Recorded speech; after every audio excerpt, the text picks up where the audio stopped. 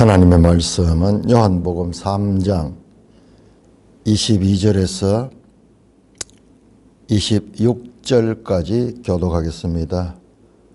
자, 이번에 3장 22절 이하는 다시 세례 요한이 등장합니다. 자, 앞에는 예수님이 말씀하셨고 니고데모와 대화의 연속이었죠. 자, 이제는 세례 요한이 다시 등장합니다. 요한복음 3장 22절. 그 후에 예수께서 제자들과 유대 땅으로 가서 거기 함께 유하시며 세례를 베푸시더라.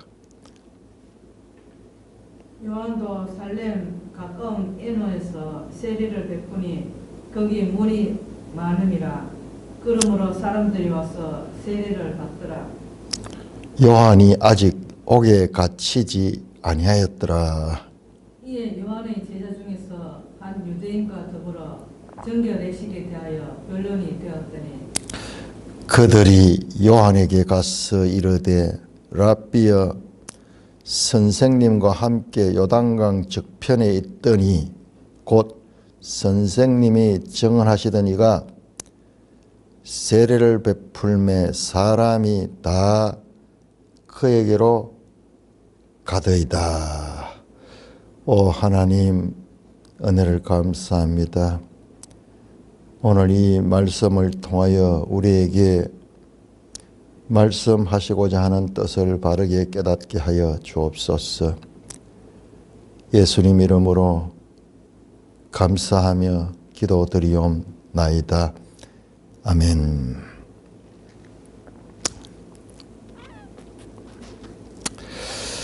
어제 나눈 말씀이 예수님의 말씀이었죠. 사실상 형식은 니고데모와 대화 형식으로 이어졌지만은 거의 예수님이 이 독백적으로 하시는 말씀 같은 것이 13절에서 3장 13절에서 21절까지 내용이 그렇습니다. 자, 오늘은 이제 그 부분이 왜 중요하냐 하면 오늘 또 그게 나올 거기 때문에 그러는 거예요. 자, 먼저 그러면은 그거부터 볼까요? 자, 31절부터 36절을 보시면, 오늘 본문을 보시면은 이게 어제 했던 말씀과 거의 같습니다. 그러면 이 31절부터 36절까지의 말씀은 누가 했는가? 이번에는 지금 이게 이제 세례 요한이 이야기하는 건데 세례 요한이 아니에요. 여기는. 자, 왜냐 그러면 세례 요한의 이야기는 27절부터 세례 요한이 말하거든요. 요한이 대답하여 이르되, 그래서 30절에 그는 흥하여이고 나는 쉬어야 하리라 하니라 그러면서 이렇게 세례 요한의 말은 여기 끝났어요. 하니라. 그 다음에는 31절에서 36절은 누가 말했느냐 하는 화자가 없어. 뭐 그냥 이 세례 요한이 앞에서 말했던 것을 쉬었다가 하니라 하면서 끝났죠. 그 다음 31절부터는 계속 했는 것 같이 우리가 볼 수도 있는데, 그러나 분명하게 여기는 화자가 없고, 그리고 이 나오는 내용이 우리가 앞에서 봤던 13절에서 21절까지 그 내용과 흡사하다는 것을 이따가 보게 될 것입니다. 그래서 요한복음을 연구한 학자들이, 제가 어제 말씀을 드렸죠. 그 부분 13절에서 21절까지 그 부분은 이 니고데모와의 대화가 아니고 따로 구분되는 내용이다. 뭐 그렇게 이야기했는데 그렇게 이제 주장하는 이유들도 이 본문하고도 연관이 있습니다. 자, 그 정도만 알고 이따가 한번 더 만나면은 자세히 살펴보도록 하겠고, 자, 예수님께서 그 후에, 그러니까 니고데모와의 대화 이후에 제자들과 함께 유다 땅으로 가서 거기 유하셨다. 유대 땅 가는 것은 갈릴리와 지금 대조가 돼요. 갈릴리와 대조됩니다. 지금 크게 보면은 북쪽은 갈릴리고 남쪽은 유다인데, 지금 예수님이 니고데모의 대화가 예루살렘에서 있었죠. 2장에 나온 성전 파괴와 연결되어서 그 니고데모가 예수님을 찾아왔죠. 그러니까 그때는 예루살렘에 있었고, 그러니까 유다 땅으로 갔다. 거기 함께 유하시며 세례를 베푸시더라. 23절에 요한도 하는 말은 22절에 예수님은 이렇게 했고 요한도 마찬가지로 이런 also 영어로 이제 요한 또한 살렘 가까운 에논에서 세례를 베푸니 거기 물이 많았다. 요 22절과 23절이 장소가 다릅니다. 예수님이 세례를 베푼 장소와 요한이 세례를 베푼 장소가 다릅니다. 잠깐, 예수님께서 제자들과 함께 유대 땅에서 세례를 베푸셨고 요한도 살렘 가까운 에논에서 세례를 베푸다. 이 장소가 어디냐? 우리 한번 지도를 한번 볼까요? 314쪽. 이 정확한 장소는 이 지도를 하시는 분들도 대충 추정을 하는 거예요.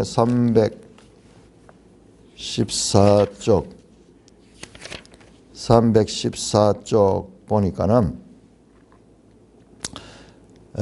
거기에 이 예수님이 세례를 받아가신 길, 그 붉은색 화살표 중간쯤에 에논, 살렘 나오죠. 그리고 사마리아와 인접한 곳이고, 그러니까 그 당시에 이 땅이 예수님 당시에는 크게 보면은 유다 땅이 남쪽이고, 그 다음에 중간에 사마리아가 있고, 그 북쪽은 갈릴리고, 그렇게 크게 구분됩니다. 그리고 요단 동쪽은 페레아고, 자, 이 초록색 우대는 데가볼리에 속하네요. 데가볼리, 사마리아 위에 데가볼리에 속하고, 예수님은 지금 어디에서 세례를 베푼다? 잠깐 유대 땅에서 세례를 베푼다는 것은 요단강 근처 어디가 될 것 같고요. 세례 요한은 지명이 나오니까는 요한도 살렘 가까운 에논에서 베풀었다. 그런데 에논과 살렘, 자 여기는 요단강하고 가까이는 있지만은 요단강에서 우리 지도상으로 이 정도 되면 꽤 많이 떨어져 있는 거예요. 떨어져 있습니다. 자, 거기에 물이 많았다. 그러니까 이게 뭐 요단강이 아니고 어떤 뭐 웅덩이라든지 못이라든지 뭐 그런 것일 수도 있습니다. 자, 세례를 베풀었다. 거기 물이 많았다. 그러니까 예수님도 세례를 베푸시고 요한도 세례를 베푸는 이런 장면이 나옵니다. 자, 4장을 보시면은 4장에서 이 이야기가 다시 나오거든요. 자, 4장 1절은 예수께서 제자를 삼고 세례를 베푸시는 것이 요한보다 많다 하는 말을 바리새인이 들었다. 2절에 보시면은 물론 여기는 갈로가 돼 있어요. 어떤 사본에는 없는 게 있고 어떤 사본이 있는데 예수께서 친히 세례를 베푼 것이 아니요 제자들이 베풀었다. 그러니까 예수님과 제자들이 가서 세례를 베푸는데 저 4장 갈로 안에 2절에 그 갈로 안에 들은 말이야.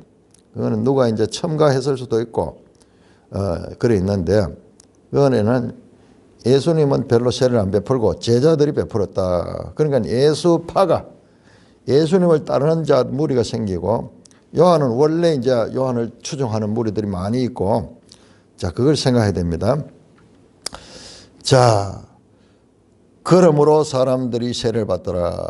34절 요한이 아직 옥에 갇히지 않았더라. 그러니까는 지금 이걸 기록하신 분은 사도 요한은 이게 나중에 이걸 기록을 했거든요.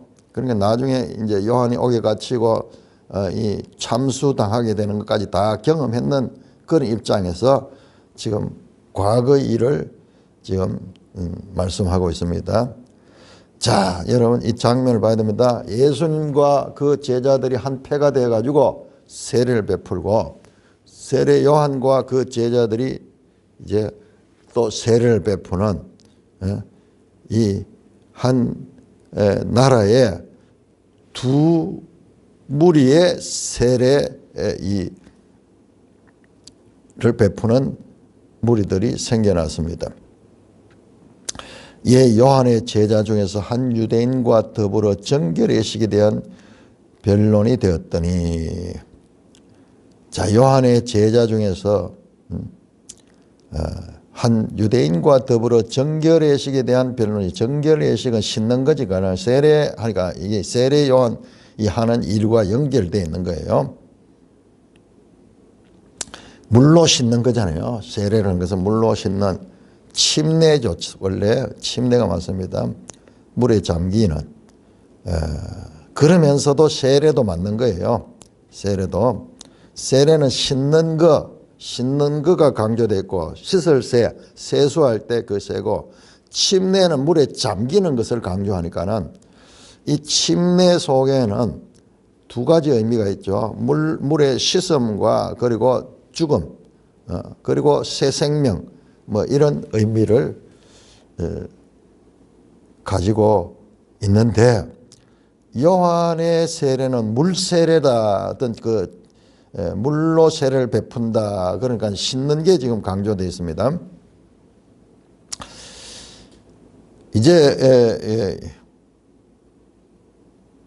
그들이 이제 요한의 제자 중에서 한 유대인들과 더불어 씻는 것에 대한 변론, 그러니까 예수님도 세례를 베풀고 요한도 세례를 베풀고 이 문제 때문에 서로 변론이 있었던 것 같아요. 어느 게 진짜냐 뭐 이런 거든지 뭐 잠깐 내용은 설명이 안 돼 있어요. 잠깐 이거로 인해서 문제가 촉발됩니다. 26절에 그들이 요한에게 가서 이르되 랍비여, 선생님과 함께 요단강 저편에 있더니 곧 선생님이 정언한 이가 세례를 베면 사람이 다 그에게 가더라. 이야, 지금 요한 앞에 세례를 받는 온 유대의 사람들은 세례를 받았는데 제자들이 봤을 때 심지어는 제자들 가운데도 예수님의 제자로 빠져나갔잖아요. 그러니까는 이 제자는 우리가 인간적으로 깊이 묵상해 보면은 그 요한의 제자가 말이죠. 앞에서 유대인과 더불어 정결의식에 대해서 서로 변론하는 거 뭐 무슨 내용인지는 모르겠어요.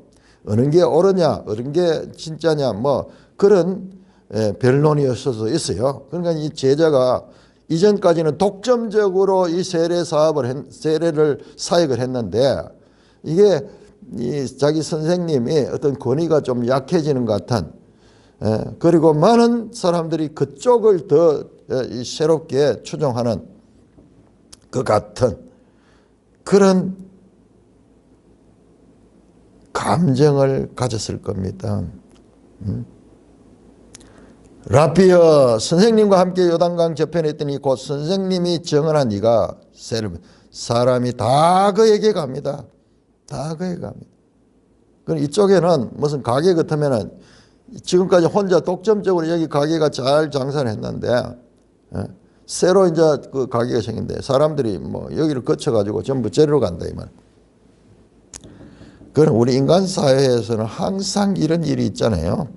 그렇게 영원한 건 없어요. 어떤 권력도 마찬가지고, 권력도 지금 이 대통령이 권력을 있을 때는 거기 사람들이 막 찾아오지만은 나중에 이 권력이 지게 되고 새로운 권력이 올라오면 사람들이 다 걸로 가듯이 인간 사회에서 이것은 비일비재하게 일어나는 그와 같은 한 사람은 쇠하고 새로운 사람이 일어나듯이 뭐 어디든지 그렇죠. 장사하는 영역도 그렇고 직장에서도 그렇고 정치, 경제, 재벌도 영원한 재벌이 없어요. 크게 있다가 다시 쇠하게 되면은 또 새로운 재벌이 올라오고 이러면 그렇게 가듯이 인간 사회는 늘 이와 같은 일들이 연속되듯이 지금 세례 베푸는 것 때문에도 이제 그와 같은 일이 나는 겁니다. 우리가 자세히 귀 기울여 들어보면 이 제자가 하는 말에는 원망이 좀 섞여 있는 것 같아요.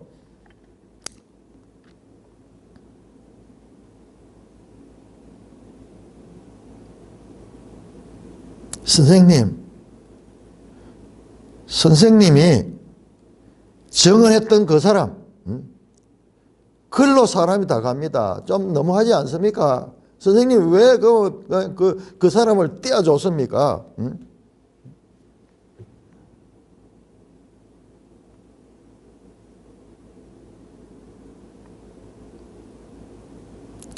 인간적인 그와 같은 아쉬움, 경쟁 관계에서 밀리는, 아니 경쟁이 아니라 내가 저 사람을 떼어줬는데 아니 사람들이 다 저 사람으로 가고 나는 우리는 선생님과 우리 제자들은 지금 찬밥 신세가 아닙니까? 원망 또는 불평, 경쟁자적인 관계에서 오는 그와 같은 아쉬움. 그것도 딴 사람 같으면 모르겠는데요. 선생님이 정언했던 그 사람이 스타가 되고 선생님은 이렇게 무너집니다. 자, 이거는 우리 인간 세상에서 늘 있는 것입니다. 늘 있는. 영원한 성자는 없고 한 세대 가면 또 한 세대가 오고 이제 이 세례 문제에 있어도 그와 같은 감정입니다. 자, 문제는 이게 늘 일어날 수 있는 문제지만은 자, 이 문제를 어떻게 해결하는가? 요한의 답변이 27절에 30절에 나옵니다. 교독하겠습니다.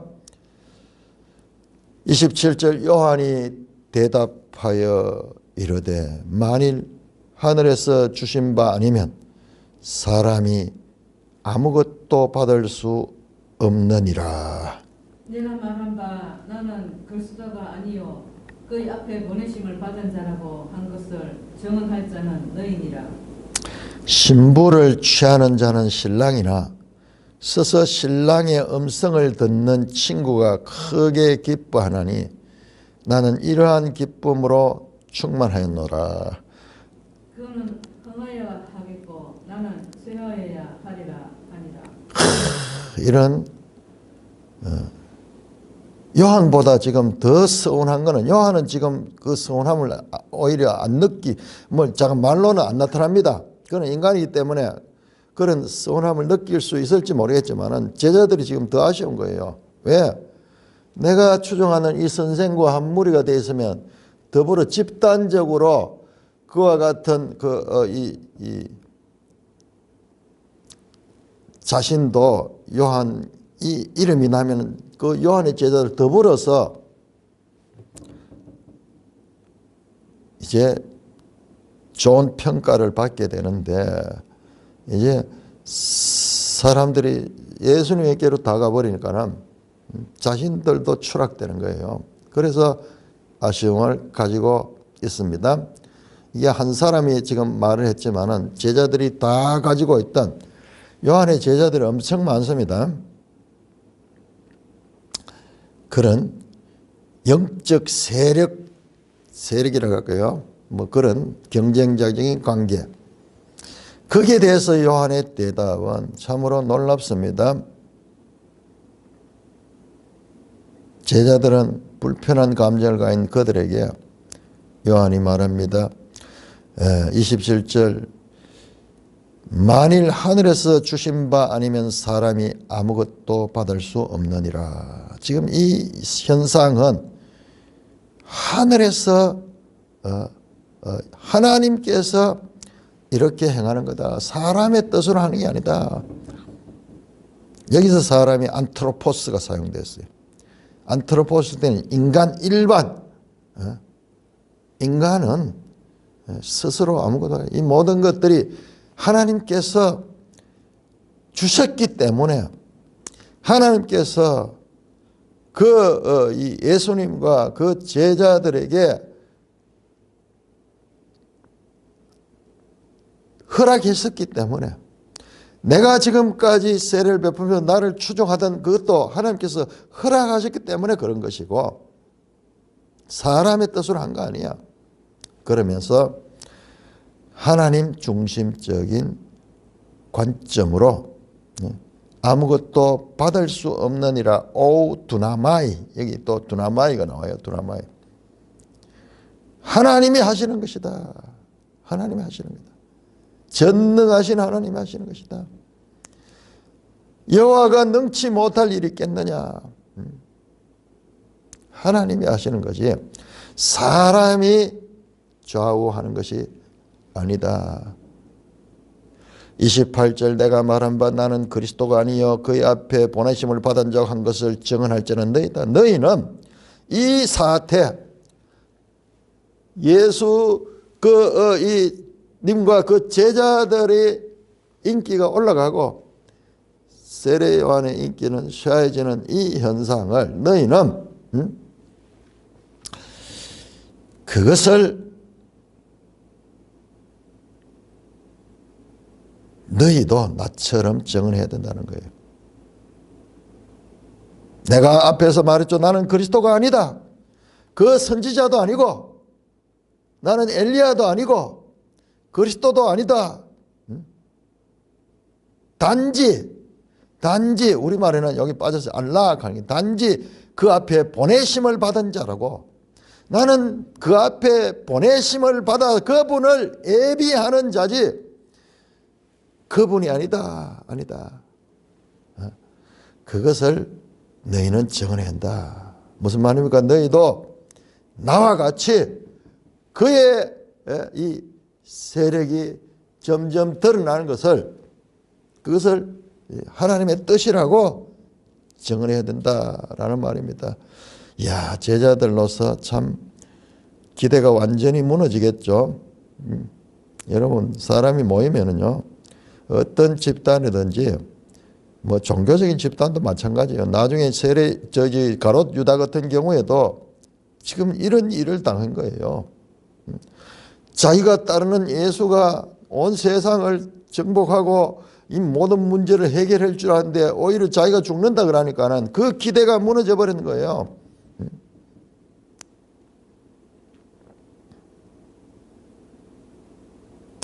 신부를 취하는 자는 신랑이 나서서 신랑의 음성을 듣는 친구가 크게 기뻐한다. 결혼식 때 이렇게 신랑 친구들이 함께 이제 결혼식에 참여하고 그렇게 할 적에 자기 친구가 신부를 맞이해서 결혼식 할 때 그 신랑 친구들도 다 기뻐하듯이 나는 그 신랑의 친구의 역할을 한다. 들러리 역할이다.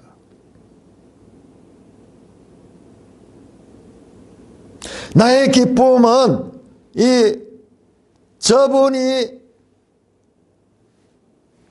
결혼에 이 아내를 맞아서 결혼을 하는 때 그 들러리 같은 그런 기쁨으로 나는 그 신랑이 아니다. 자기 정체성을 확실하게 깨닫고 있습니다. 내 기쁨은 이 기쁨이다. 지금까지 내가 해온 것도 이 일을 해서 해왔다. 참 요한은 이런 게 분명했지만은 그 요한의 제자들은 너무 섭섭했겠죠. 이런 마음이 아니었으니까는요. 자, 그러면서 그는 흥하여야겠고 나는 쉬어야 하다. 딱 그 요한의 제자들의 그 불만, 원망, 아쉬움 이것을 단칼에 끊어버리는 그와 같은 그는 흥하여야 하겠고 나는 쉬어야 하니라. 자, 그러면은 여기까지 끝이 났어요. 하니라. 끝이 났습니다. 자, 세례 요한의 태도는 계속 예수님 앞에 단지 자신은 그 앞에 보내심을 받은 길잡이 역할이다. 길잡이. 그것에서 조금 더 벗어나지 않고 있다.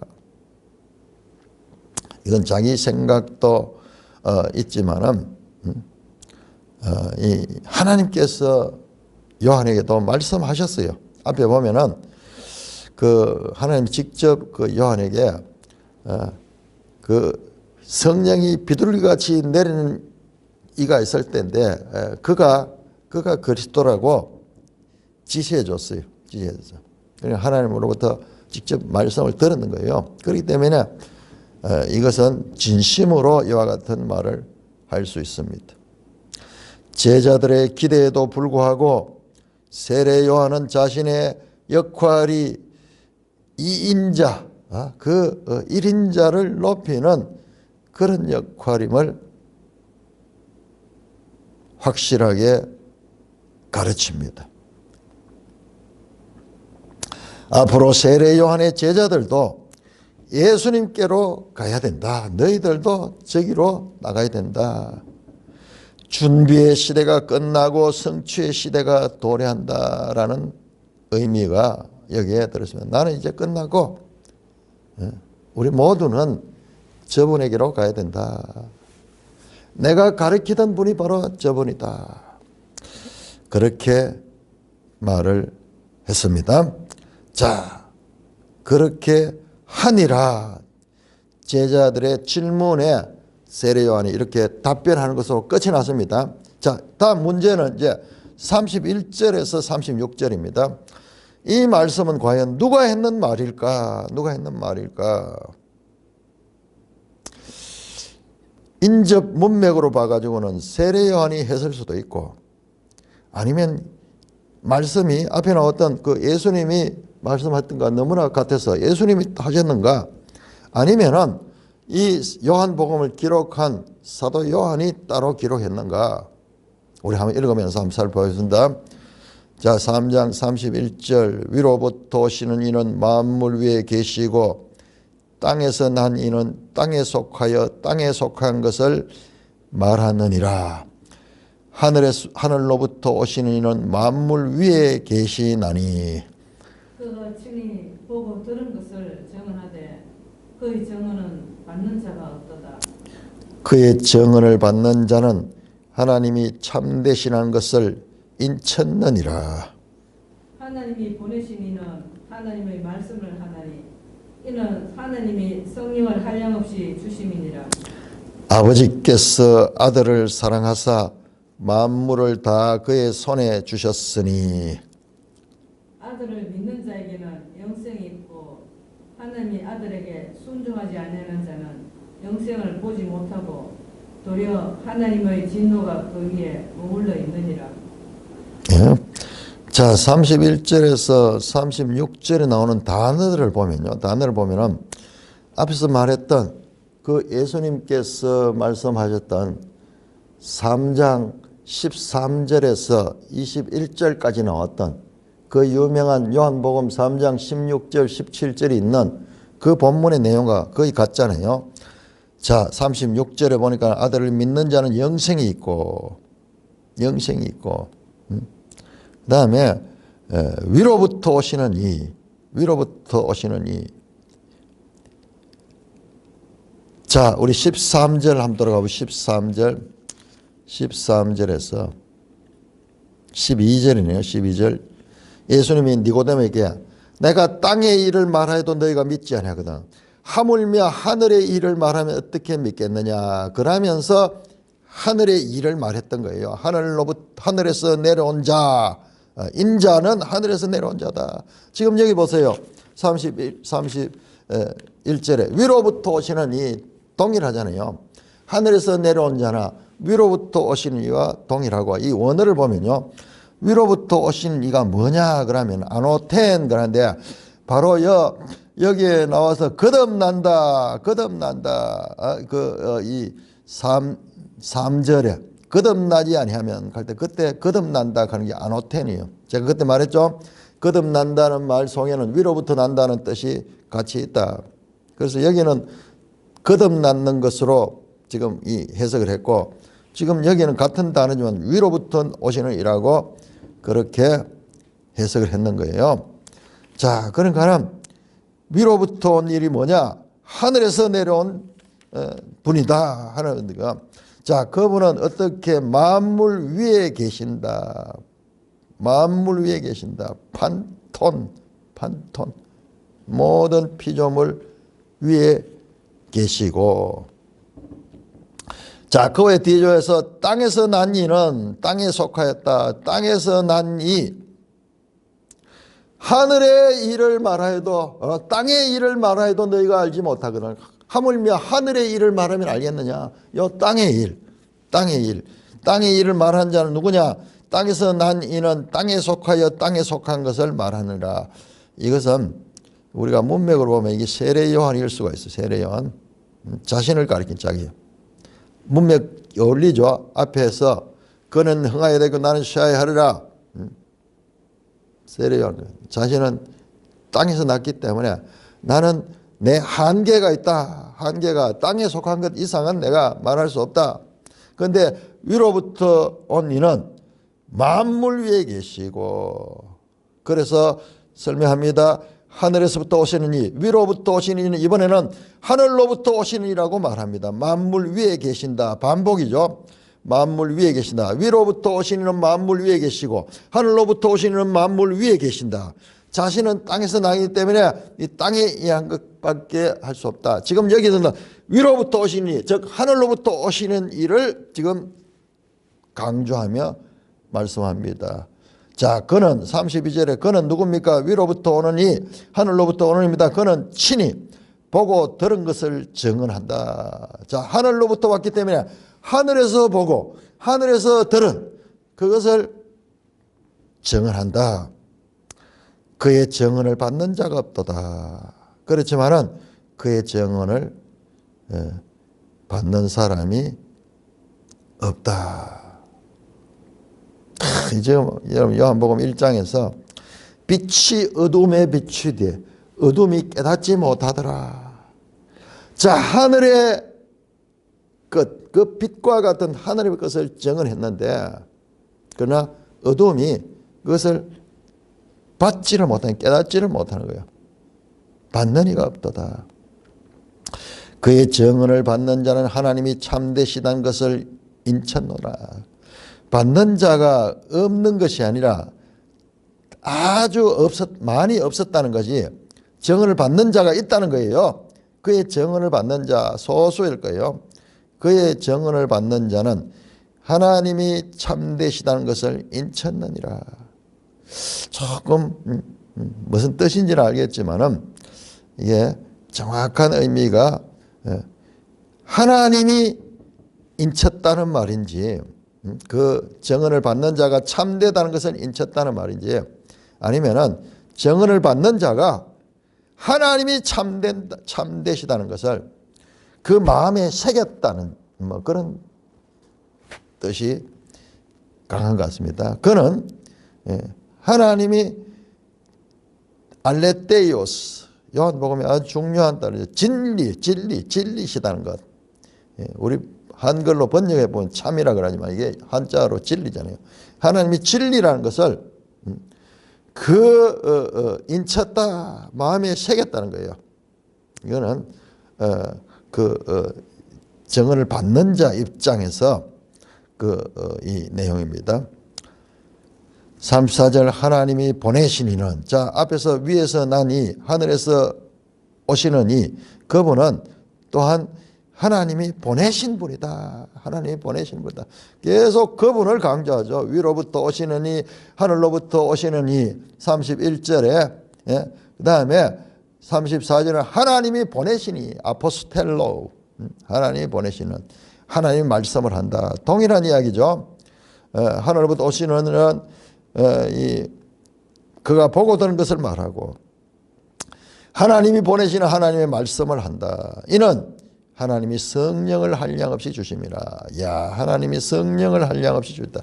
자, 이제 요한복음에서 이 성령에 대한 것은 계속 중요한 의미를 가지고 확대되어서 이제 선포될 텐데, 하나님이 그 보내신 이에게 성령을 어떻게 한량없이, 원어로요, 오크 메트론 하는 게 청량하다거든.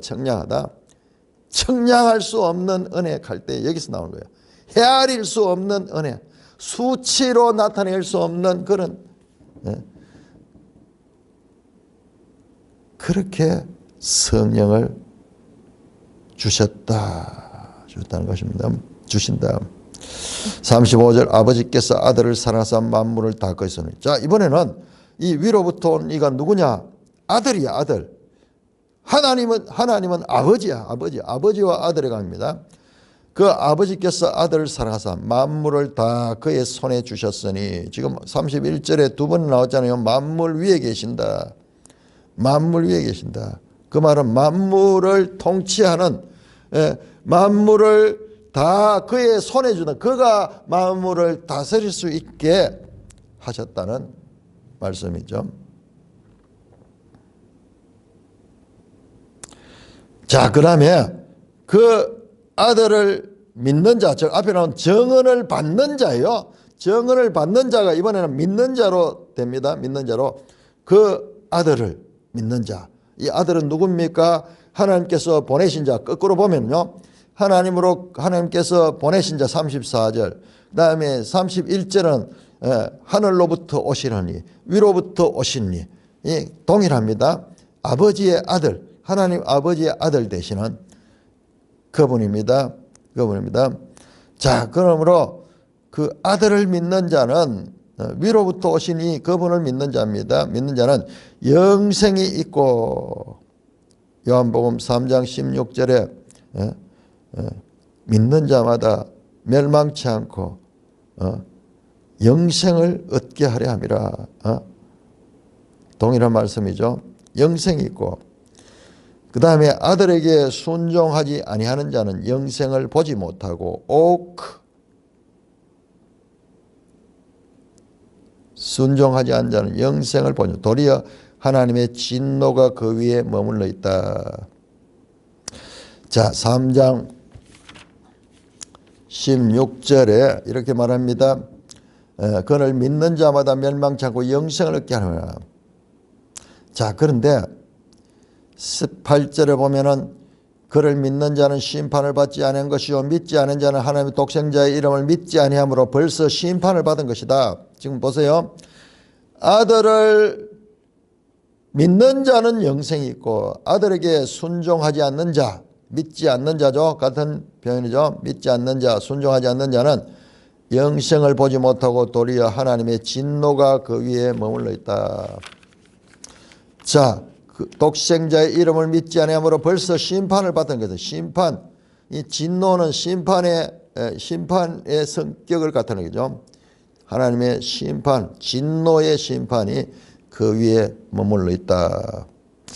아니, 앞에서 아들을 보낸 것은 세상을 구원하려 함이요 심판하려 하심이 아니다고 3장 17절에 말했거든요. 하나님이 그 아들을 세상에 보낸 것은 온 세상을 심판하려 하심이 아니요 그로 말미암아 세상을 구원받게 하려 하심인데, 여기는 심판이 있잖아요. 하나님의 진노가 그 위에 머물러 있다.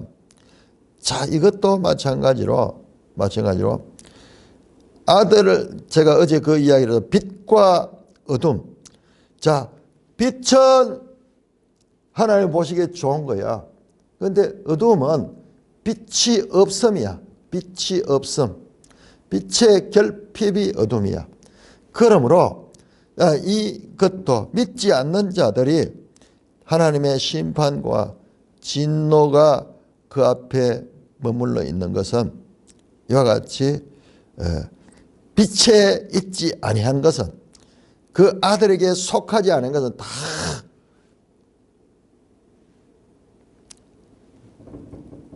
아들로부터 오는 복을 받지를 못하는 거예요. 영생을 받지 못하는 거예요.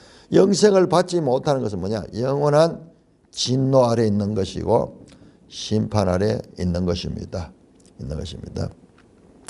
그래서 내용상으로 31절 36절은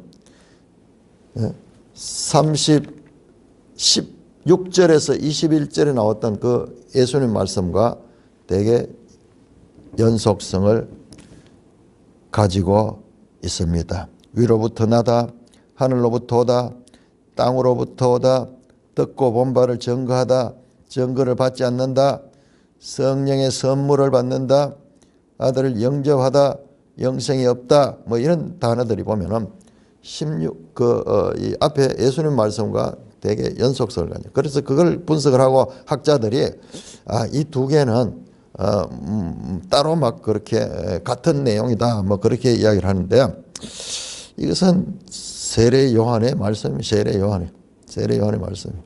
거기 보니까는 31절에 위로부터 오시는 이 예수님을 가리키고 자신은 앞에서 나와서 쉬어야 된다. 그 이유가 뭐냐? 나는 출신이 땅에서 났고 그분은 하나님이시다. 그 이야기로도 연결이 됩니다. 그것이 자연스럽습니다. 자, 여기에서 예수님은 우월하시다. 그분은 위로부터 왔다. 그러므로 땅에 난 자들과 비교 대상이 아니다. 그러니까 다 나는 쉬어야 되는 게 맞는 거야. 진리는 인간의 노력을 통해 발견되는 어떤 것이 아니라 하늘로부터 내려온 것이다. 그러므로 34절에 36절은 예수님의 권위의 본질이 아들에 대한 전적인 신뢰로 아버지는 모든 소유를 아들의 손에 주셨다.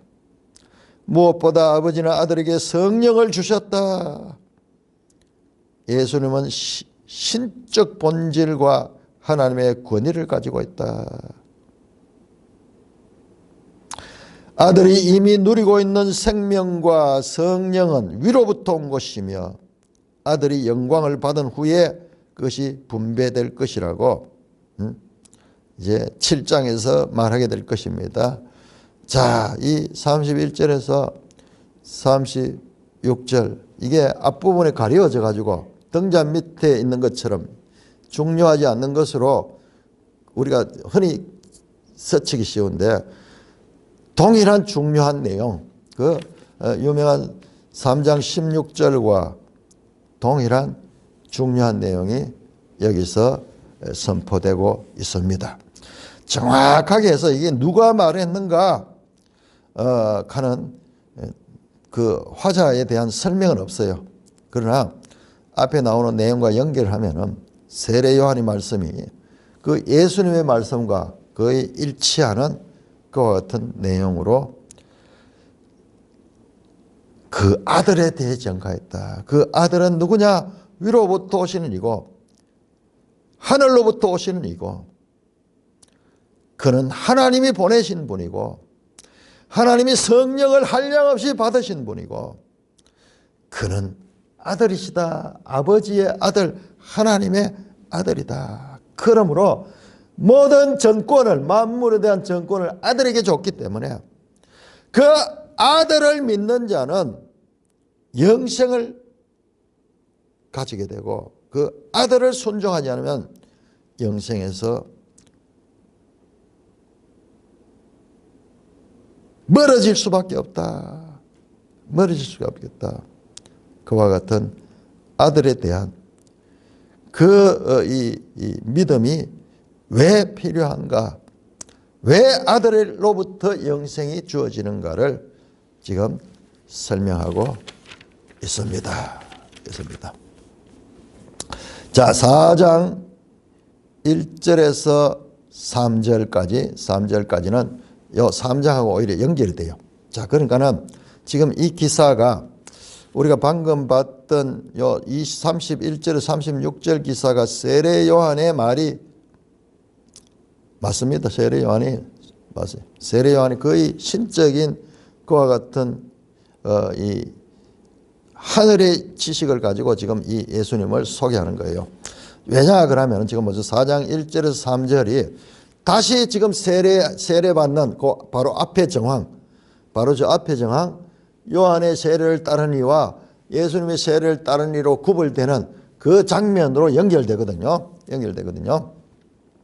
자, 4장 1절에서 3절까지 오늘 보겠습니다. 4장 1절, 예수께서 제자를 삼고 세례를 베푸시는 것이 요한보다 많다 하는 말을 바리새인들이 들은 줄을 주께서 아신지라.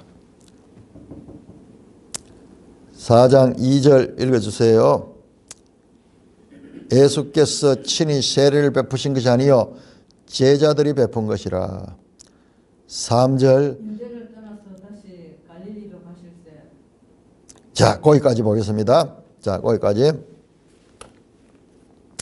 자, 제가 여기서 이 말씀을 왜 4장을 따로 안 하고 여기 하느냐. 지금 3장하고 연결돼요. 이 내용이.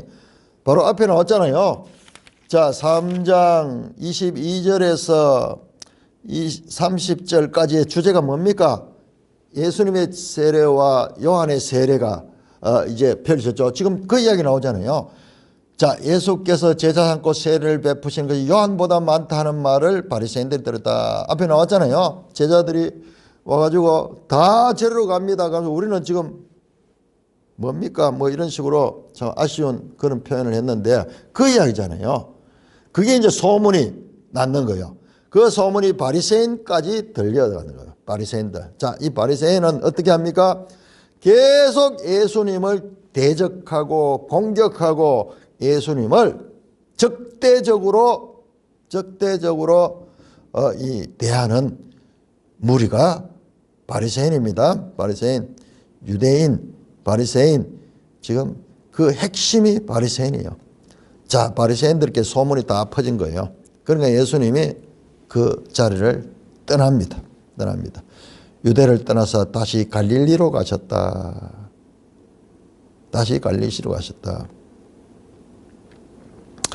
자, 유대를 떠나가셨어. 지금 오랫동안 지금 6월절에 성전에 왔죠. 2장 13절 이후에 예루살렘 성전에 있다가 그 다음에 3장에서 니고데모 예루살렘에서 만났다가 그 다음에 유대 땅에서 세례를 베푸시고 있었죠. 자, 그러다가 다시 이제 갈릴리로 돌아가십니다. 왜 예수님이 바리새인들이 소문을 들었다는 것을 알고 자리를 피하신가? 그리고 2절은 예수께서 친히 세례를 베푸신 게 아니고 제자들이 베푼 것이다. 딱 여기에 갈로가 있는 것은 어떤 사본에는 없기도 해요. 그래서 신뢰성이 조금 떨어지는 말인데 그러니까 이런 정보를 통해서 예수님이 친히 세례를 베풀지는 않고 제자들이 많이 베풀었다. 그런데 다른 사람들 볼 때는 예수 파악을 하니까는 그렇게 보였겠죠. 자, 왜 자리를 떠났을까? 유대를 떠났을까? 유대에서 세례를 베풀잖아요. 예수님께서 뭐 알 수는 없지만은 이와 같은 바리새인들과의 충돌을 피하려고 다시 갈릴리로 올라갑니다. 언제?